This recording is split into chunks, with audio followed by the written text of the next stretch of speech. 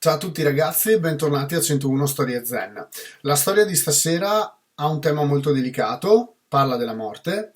Ci tengo a spiegare solo due cose molto velocemente. Intanto la prima, attenzione che una falsa credenza è che la morte sia il contrario della vita. No, è il contrario della nascita.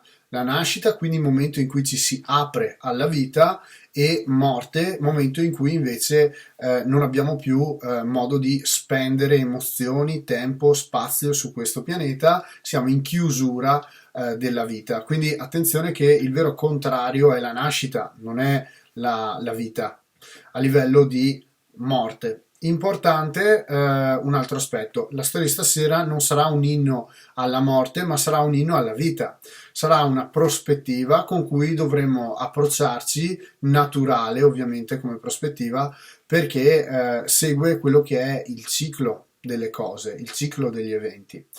Direi di leggere la storia, però una cosa, leggiamola con tanto rispetto per queste persone che magari adesso non ci sono più in questo momento di emergenza sanitaria, perché quando sentite i bollettini al telegiornale che vi dicono i numeri dei contagiati, i numeri dei morti, dei deceduti o i numeri di quelli che vengono praticamente mandati fuori dall'ospedale perché sono guariti, quindi dei guariti, sono numeri ma sono persone.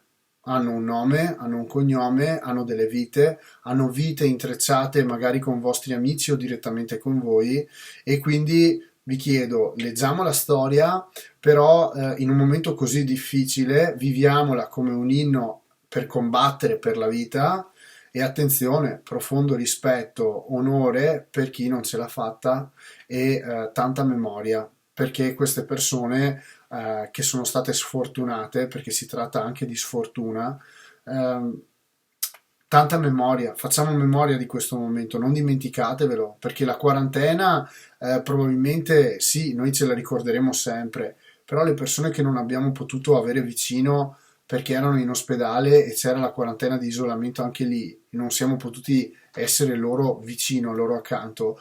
Questo è un trauma ben peggiore, secondo me, di restare chiuso in casa dove avete TV, Netflix, internet, cioè la perdita di un caro non ha, cioè, è impagabile, non ha prezzo.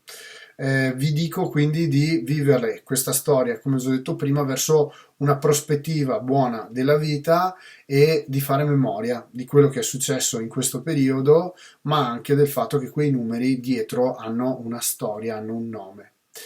Leggiamo la storia che si intitola La vera prosperità.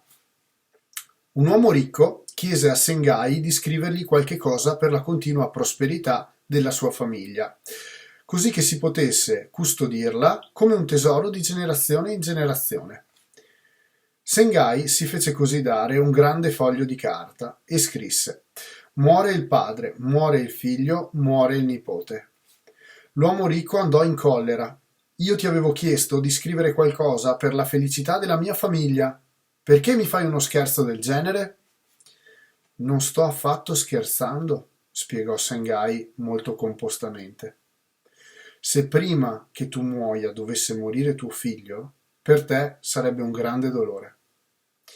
Se tuo nipote morisse prima di tuo figlio, ne avreste entrambi il cuore spezzato. Se la tua famiglia, di generazione in generazione, muore nell'ordine che ho detto, sarà il corso naturale della vita e degli eventi. Questa per me è la vera prosperità.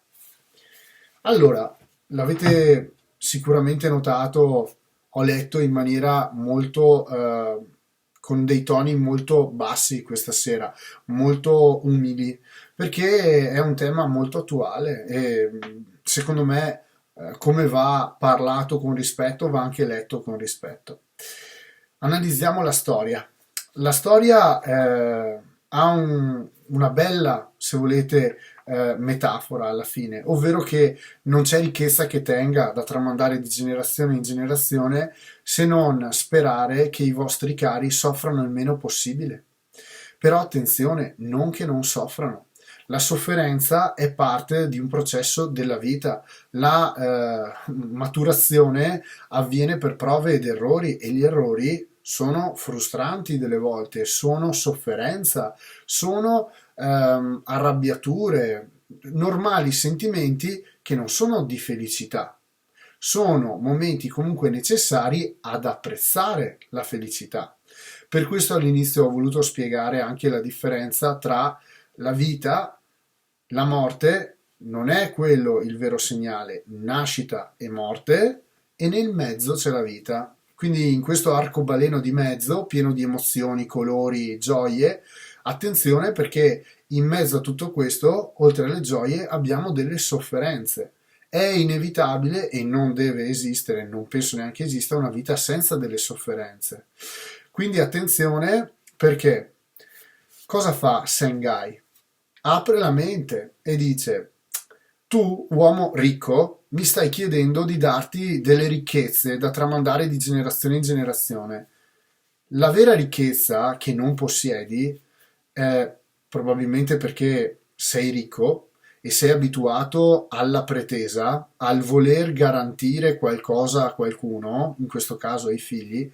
La cosa che puoi garantirgli davvero nell'ottica migliore per la loro vita è questa, che soffrano il meno possibile.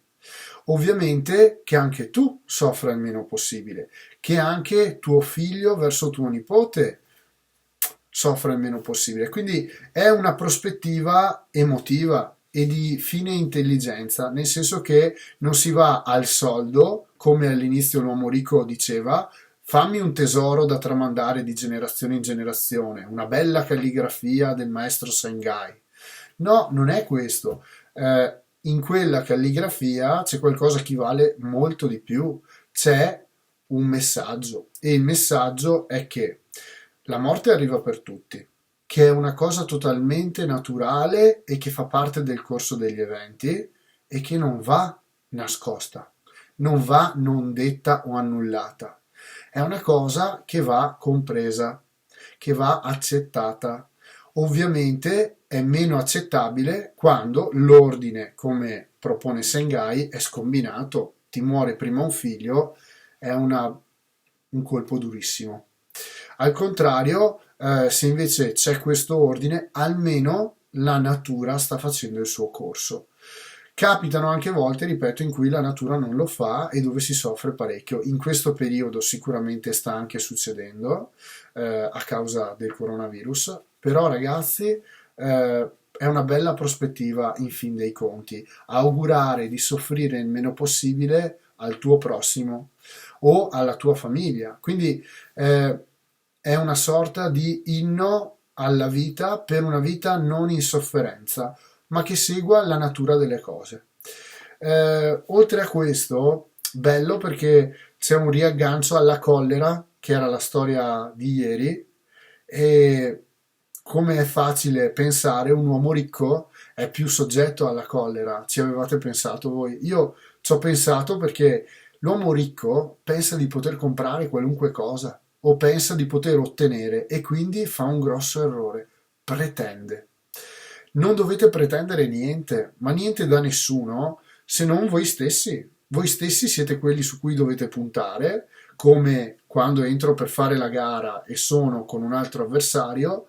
Certo, sono con l'avversario perché lui dia il meglio e perché io do il meglio, così sono certo di aver vinto contro lui che ha dato il massimo. Allora ho una guerra, ho una battaglia, ho una gara svolta con grande onore, ma sono anche più felice perché tutti abbiamo dato il 100%.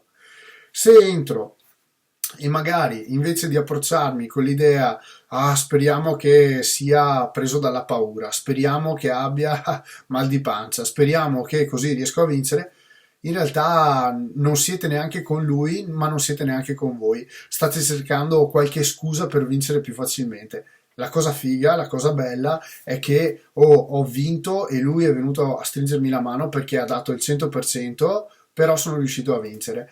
Questo dovrebbe essere uno dei più belli insegnamenti che il judo dà e che si vede nella materassina come nelle gare. Il judo è favoloso per quello, è bello per questo e si va in questa direzione. Sono contento perché il judo sta prendendo questa piega. Altra cosa che volevo farvi notare è che alla fine Sengai dice: questa per me è la vera prosperità.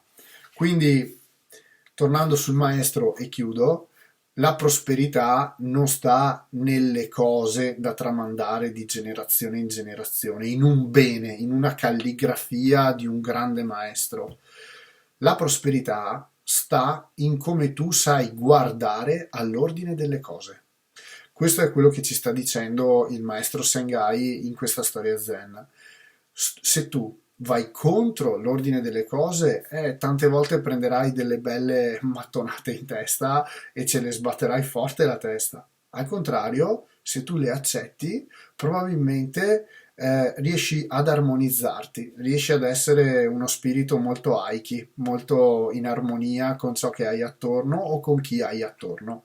Quindi ricordatevi, Maestro Sengai ci, ci offre questa prospettiva di essere in armonia con le cose, ma soprattutto con gli eventi nell'ordine naturale. Ci aggiorniamo e ci vediamo alla prossima Storia Zen. Ciao ciao!